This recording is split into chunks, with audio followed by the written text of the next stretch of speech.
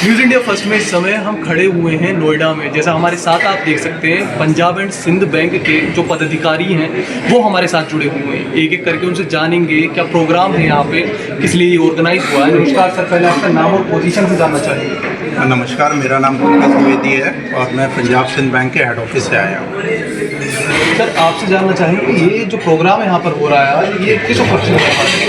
ये एक शिविर है जिसमें हम एमएसएमई क्लाइंट से बातचीत करेंगे, उनके बारे में जानेंगे, उनको अपने बैंकों के उत्पाद के बारे में बताएंगे और जो हमारी पार्टनरशिप है एमएसएमई क्लाइंट्स के साथ उसको और कैसे सुदृढ़ किया जाए इसके बारे में विस्तार से चर्चा होगी। तो नोएडा जोन ने ये शिविर लगाया है। ये एक हमारा कैंपेन चल रहा है जिसका नाम शिखर है। इसमें एमएसएमई आउटरीच प्रोग्राम्स चल रहे हैं। तो आज के दिन पूरे देश में पंजाब सिंध बैंक की भिन्न भिन्न शाखाओं में, भिन्न भिन्न शहरों में इस तरीके के कैंपेन लगाए गए हैं, शिविर लगाए गए हैं। इसके माध्यम से हम अपने एमएसएमई बारोवर से, क्लाइंट से बातचीत करेंगे और उनको अपने बारे में बताएंगे और उनकी जानकारी उनके द्वारा लेंगे। पूरा इंटरेक्शन होगा, विस्तार से चर्चा होगी, इस भागीदारी को और कैसे आगे बढ़ाया जाए इस पे बातचीत होगी। सर बहुत से व्यूअर्स जो हमारे इस समय आपको देख रहे होंगे, एक प्रश्न उनके ये उठेगा कि एमएसएमई क्लाइंट ये होते कौन, ये थोड़ा आप बताएं। ये 3 पार्ट्स में होते हैं। एमएसएमई जैसे नाम शॉर्ट फॉर्म है, माइक्रो, स्मॉल और मीडियम एंटरप्राइजेज होती हैं। माइक्रो जो बहुत छोटी होती हैं, जिनको ऋण की सबसे ज़्यादा आवश्यकता होती है। इसमें भी पंजाब सिंध बैंक आगे बढ़ के जो new to credit, new to bank customers होते हैं, जिनको कहीं से भी ऋण नहीं मिला हुआ है या ऋण मिला हुआ है तो जो प्राइवेट मनी लेंडर्स हैं उनके द्वारा बहुत हाई रेट पे मिल रहा है, उनको हम ऋण देते हैं जिससे कि वो उनका एक फाइनेंशियल इंक्लूजन हो और एक फॉर्मल क्रेडिट मैकेनिज़्म में वो पार्टिसिपेट करें।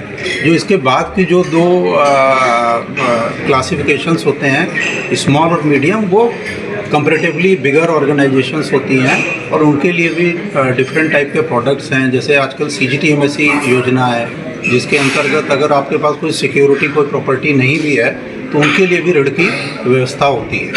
तो पहले क्या होता था, लोगों को बहुत अमाउंट में ऋण पे करना पड़ता था जिससे बहुत लोग ऋण लेने में भी प्रॉब्लम फेस करते थे। लेकिन यहाँ हम देख सकते हैं और भी हमसे एक युवा भी जुड़े हुए हैं। सर पहले आपका नाम और पोजीशन हम जानना चाहेंगे। मैं महेश अग्रवाल हूँ, zonal manager Punjab and Sind bank Noida zone.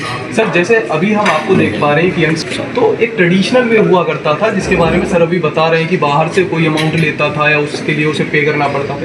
सो यहाँ एज अ यंगस्टर आप कैसे देख रहे हैं, जो आपके क्लाइंट्स हैं उनमें यंगस्टर्स का योगदान कितना होगा? देखिए, इसके लिए जो जैसे अभी हमारे जेम सर ने बताया, पहले तो मैं धन्यवाद करूँगा हमारी टॉप कॉर्पोरेट ऑफिस का जिन्होंने हमें मौका दिया इस तरह का एक एमएसएमई शिखर कैंपेन। हमने पूरा महीना इसको 1 जनवरी से चलाया है और आज हम इसकी फाइनल कंक्लूजन कर रहे हैं, जिसके साथ हम इसके अंदर sanctions to the tune of 120 CR आज बांटी जाएंगी। पर ये यहीं अंत नहीं हो रहा है, इसको it will be carried on, ये आगे चलता रहेगा। ये सिर्फ एक, इसके साथ ही हमने अवेयरनेस प्रोग्राम भी आज रखा है जिसमें जितने भी नए क्लाइंट जो हमसे जुड़ रहे हैं उनको संक्षेप में जितनी भी हमारी बैंक की स्कीम्स हैं जिसके अंदर न्यूनतम ब्याज दर जैसे GSTs जिसमें 7.57 से हम जो ऋण देना शुरुआत करते हैं और उसमें बिल्कुल बहुत शॉर्ट है, उसमें हम मात्र 2 दिन के अंदर हम उसके अंदर ऋण अलॉट कर देते हैं। साथ ही इसके साथ जैसे आपने बताया एक स्टार्टअप्स के लिए भी हमारी एक स्कीम है, PSB स्टार्टअप स्कीम।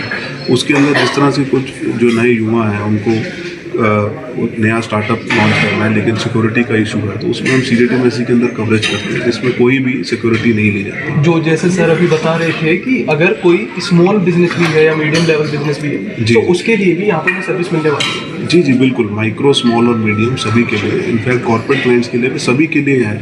लेकिन जो आज का जो यहाँ पे हमने कैंप रखा है वो प्रमुख तौर पर जो एमएसएमई क्लाइंट्स के लिए। अच्छा सर, बेसिकली अभी क्या होता है, जैसे आपने बताया कि किस तरह से ये जो हमारे क्लाइंट्स हैं और सर ने बताया इनमें भी कैटेगरीज हैं, किस तरह से किसी का सर्विस देनी है, क्या होगा। जी सर अभी क्या होता है, जैसे किसी बंदे को लोन लेना भी है, इस तरह की नीड भी है, तो इस तरह की नॉलेज उन तक नहीं पहुँच पा रही।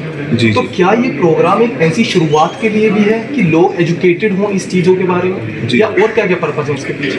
देखिए सर, नॉलेज की बात है कि हमारे सोशल मीडिया पेजेस हैं, आजकल सब युवा सोशल मीडिया पे बहुत एक्टिव है, इंस्टाग्राम, फेसबुक, ट्विटर और यूट्यूब पर भी। इवन हमारा जो आज चैनल आप देखेंगे तो उसमें कोई भी स्कीम जो लॉन्च होती है इमीडिएटली उस पर अपडेट कर दी जाती है। उसके अलावा हमारी वेबसाइट है और इसके अलावा हमारी ऑलमोस्ट नोएडा, गाजीपुर, मेरठ में अगर आप लगाएं तो 35 के आसपास शाखाएँ हैं। तो हर जगह पर आपको शाखा उपलब्ध है, आप कहीं भी जाकर इमीडिएटली किसी स्कीम के बारे में जानकारी ले सकते हैं। तो ऑनलाइन ये चीज़ें अवेलेबल हैं, अगर देखना चाहें क्लाइंट साहब। सर आपका भी नाम हम जानना चाहेंगे और पोजीशन आपकी जानना चाहेंगे।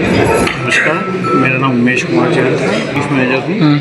मैं सबसे पहले हमारे जीएम सर श्री पंकज द्विवेदी, हमारे जोनल मैनेजर महेश अग्रवाल जी का धन्यवाद करना चाहूँगा, जिनके विजन से आज ये जो हम कार्यक्रम कर रहे हैं, इसका वेट हमने 1 तारीख को किया था और आज जो हमारे बहुत ही रिस्पेक्टेड कस्टमर्स हैं उनको हम सैंक्शन दे रहे हैं। जैसे सर ने बताया ये 120 करोड़ का आज हम दे रहे हैं, लेकिन ये जो प्रोग्राम है हमारा आज इसी पे ख़त्म नहीं होगा। आज हमें कई नए क्लाइंट्स हैं, हमें कई नई लीड्स मिल रही हैं, हमारे जो एग्जिस्टिंग कस्टमर हैं वो हमें दे रहे हैं, जिससे बैंक का हमारा बेस वाइडन होगा।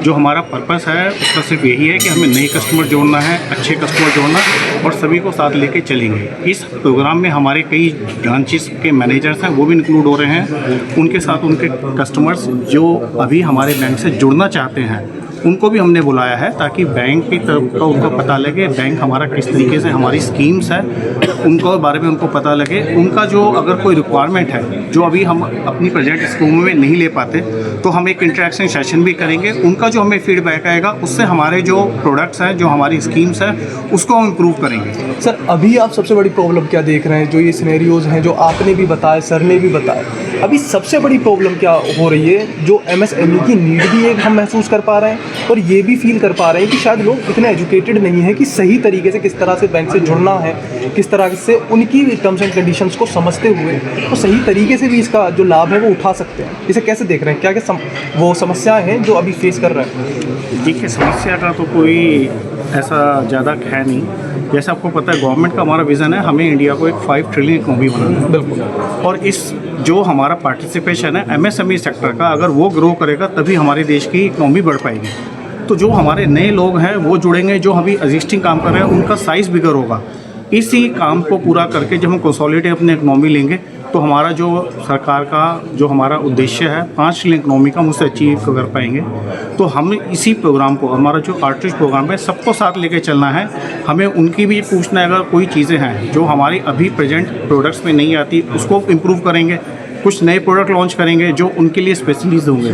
सर ने जैसे बताया कि बैंक हमारा जो है बहुत ही ज़्यादा जो हमारे MSME कस्टमर हैं उनके लिए एग्रेसिव मोड में काम कर रहा है। हमने इसी चाहते हैं कि जो कस्टमर, जितने भी नए कस्टमर हैं हमसे जुड़ें और बैंक का हमारी जो सेवाएं उनका फ़ायदा उठाएं और उनके जो भी आसपास जिन लोगों को और भी चाहिए, क्योंकि उनका अपना बहुत ही बड़ा रीच रहता है, तो अगर उनको भी ज़रूरत है तो हमारे बैंक के साथ जोड़ें ताकि हम सब मिलके जो हमारा काम है उसको अच्छे से कर पाएँ। यहाँ पे सर जो है उनसे भी हम एक प्रश्न ये करना चाहेंगे, MSME की जो इम्पोर्टेंस है वो एक बार हमारे दर्शकों के लिए आप बताएं कि क्यों ज़रूरी है आज MSME को समझना। तो MSME का योगदान अगर देखा जाए तो हमारे बैंक के लिए तो बहुत ज़्यादा है ही, लेकिन इकोनॉमी में भी बहुत ज़्यादा है। लाइक GDP में 30% कंट्रीब्यूशन MSME से आता है। इसी तरीके से एक्सपोर्ट्स में 30% की बात कर रहे हैं। ओवरऑल GDP जो पूरा देश की GDP होती है उसमें 30% जो योगदान है वो MSME से आता है। इसी तरीके एक्सपोर्ट्स में भी अराउंड 50% का कंट्रीब्यूशन MSME से आया है और रोज़गार में सबसे ज़्यादा योगदान MSME के द्वारा आता है। तो आप समझ सकते हैं कि कितनी महत्वपूर्ण इनकी MSME की भागीदारी होती है बैंक देश के विकास में। बैंक के विकास में तो है ही, देश के विकास में बहुत ही महत्वपूर्ण इनका योगदान होता है।